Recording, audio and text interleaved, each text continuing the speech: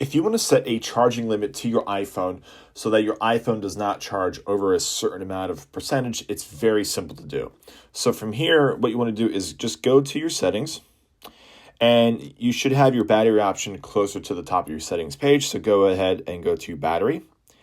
As you see, it gives you a lot of information on what you use your battery for, how apps are using your battery. So you just want to scroll down and go down to where it says charging.